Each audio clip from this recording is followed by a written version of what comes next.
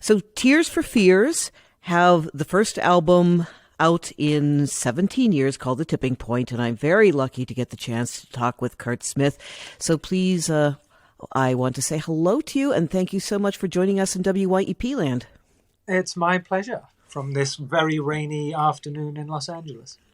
Well, I have to start with your press release because the first sentence in your press release opens with a description of your relationship with Roland Orzabal as impactful, sometimes tense, and yet curiously enduring. Now, tension tends to be part of the creative process anyways, so I'm not surprised by that, but I was wondering about how that works into how the two of you work together to create music. Well, I mean, there's going to be tension in our case, I think, because unlike any other band I know, I guess, or at least most, we are a duo with two frontmen, both of whom are singers. So in just in the fact that you have two frontmen who are both singers, that means you have two rather large egos, probably. I'm being facetious, but it's accurate to a degree. And we both kind of know what we want. So to try and get that balance is always, can sometimes be a tense relationship. But when we end up on the same page, when we end up agreeing on something, that is Tears for Fears.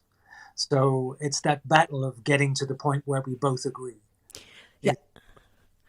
I did see a quote from you that said that that there are people who identify your sound. There's a Tears for Fears sound, and that only comes whenever the two of you are able to compromise. It's not either your sound or Roland's sound. Yeah, no, that's true. I mean, as I said before, a Tears for Fears record comes about when we are both in agreement about things. So, well, at least a Tears for Fears record that we're both involved in. So, the sound you hear is what is both of us compromising and coming to terms with the fact that each of us is not going to get 100% what they want. And that's a very adult way of looking at it. But over the years, we've become better at it. Well, it's been 17 years, since 2004, since you released an album. And it sounds like this was something that both of you needed to do at this point in time. I think so, although the reasons changed over the course of making it. So the initial premise behind making a record, which probably the process behind this record started about 7 years, was the live show, which we've continued to perform live every year. The live show was becoming a little staid and a little boring for us. We can change it up so much, but we do have a finite amount of material. And so there's only so much we can change that. And we did that over the course of 10 years until we got to the point we really felt like we wanted new music to freshen it up for us more than anything. So that was how it started. And then the process was decided between us and management at that point in time that we'd try and write with more modern, current songwriters du jour, or it was kind of that speed dating songwriting thing that a lot of artists go through. And that, although it was an interesting process, really didn't work for us. And during the interim period of us doing what was effectively finishing an album, in fact, it was more than an album, and then deciding we didn't really like it, a lot of things happened. Roland's then wife, unfortunately passed away. We had the rise of the right wing worldwide, and Trump in America. An attempted coup in America. We had the Black Lives Matter movement. We had Me Too, the Me Too movement, climate change crisis. There was so much going on that the song meanings, or at least the reason we wanted to do the album in the end, changed. We wanted to do the album because we had something to say. And that was the big change, I think, that finally we really kind of knew we wanted to say something about all these things that were going on. Well, that seems to me, my perspective of your music, there has always been a weightiness to it. There's always been a reason for those songs, that they speak to people about what's going on. And it can be personal, but it can go beyond that as well. And creating a title like The Tipping Point works for personal, but it also works for everything that's happening in the world right now. Yeah, I mean, The Tipping Point, the track itself, is about a personal, event that Roland experienced with his wife passing away and watching her slowly die, effectively.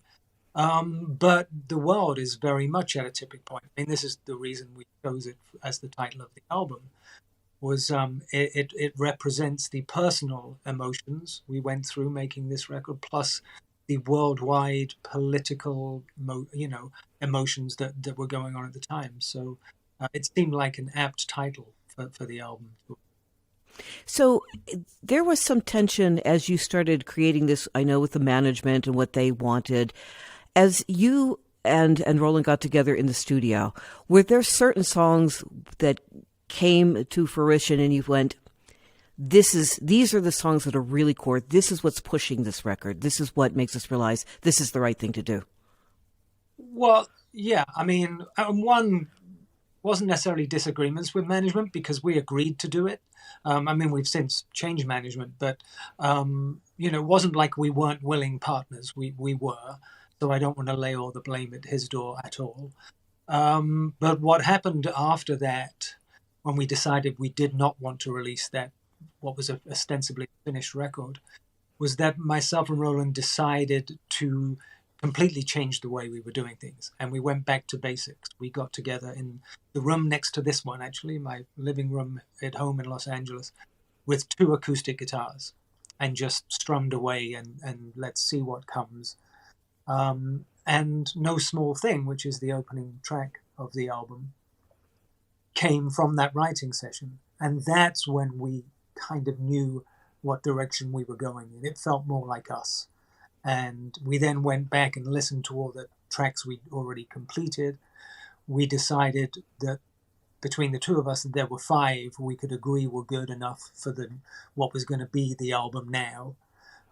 We probably would have to update some of the recordings, but that was fine. We agreed that 5 of the songs were certainly strong enough. And we set about writing and finishing the other 5. And really, once we'd got No Small Thing, finishing that one, another 4 songs, redoing to a certain degree the other 5 songs, literally took us about 3 to 4 months. It was actually really quick, which is what happens when you know what you're doing and when you've decided what direction you're going in. And I think it also helps that you really know the other person that you're working with. You and Roland have known each other since, you were kids when you met, right? Yeah, we were 13, 14 years old. Wow, then you really know each other well. A little too well. I mean, therein lies the problem at times. Is that, we know how to push each other's button. You sound like siblings. Well, that's when people ask us, is it sort of like, are you the best of friends? Is it, is it a friendship? Is it just camaraderie? Is it a working relationship? The only way I can describe it is like siblings. I mean, it's like he's my brother and I don't want to see my brothers all the time. I have 2 of them. But I, enjoy time with them. It's the same kind of thing. Outside of work, we don't really see each other that much. And I think that's very healthy. When we get together, we do know each other, and that can end up with us disagreeing and fighting. But it can also end up with us doing our best work, which is the case with this album. Well, Curt, how did it start that the 2 of you started making music together? Was that how you originally met, or how did it become, this is serious, we're not just, figuring out, music together, we're actually going to make a career of this? No, it was music that brought us together. We had a mutual friend who introduced us, and Roland was already forming, a childhood band at the time with friends from school, and he heard me singing along to a Blue Oyster Cult record, and asked me to sing for his band, and that's how it started. So, from literally, a week after we'd met each other, we'd started playing together. So it's always been based around music. When you hit big, I mean, the first album, you had a lot of success with, but it went crazy. It went global whenever you did songs from The Big Chair. The two of you have had experiences together that only the two of you can really share. You're the only two that really know what that was like, being in that kind of a spotlight. So you must be touchstones in each other's lives for that kind of reason. Yeah, I think so. I mean, we've been through a lot of ups and downs together. I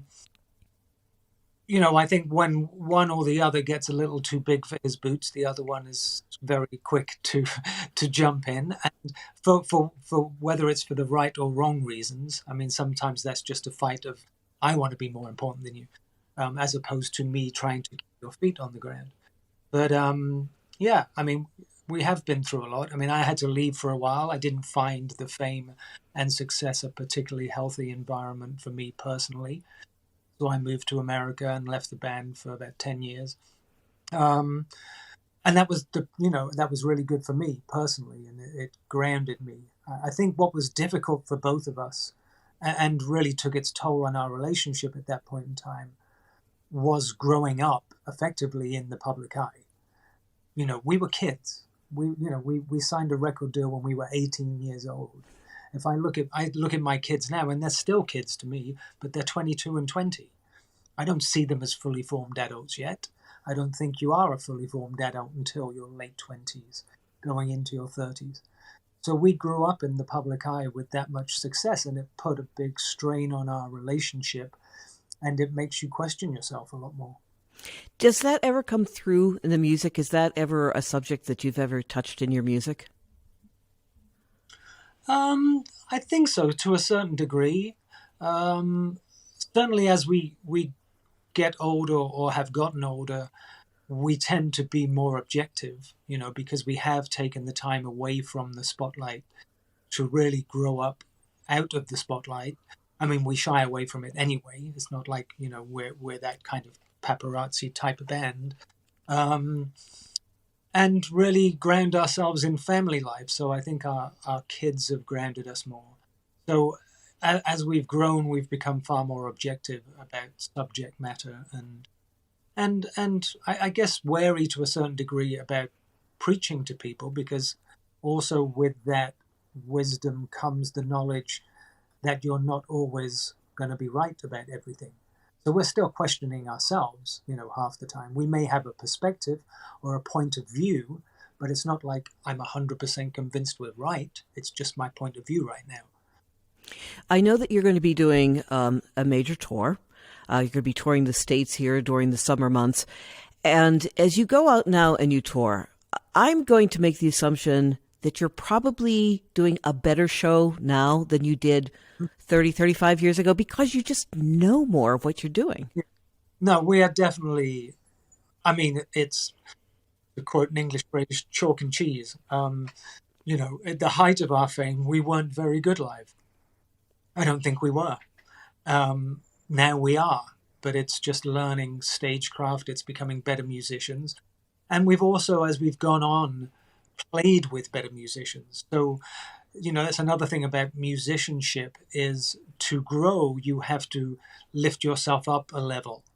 And as the musicians around you improve in their technical ability, you have to improve to keep up with them. And our bands have gotten better and better and better, and till we've got to the point now where we love the current live band we have. So yeah, I mean, I would actually say that it's down to the people we surround ourselves with is primarily the reason we've become better live.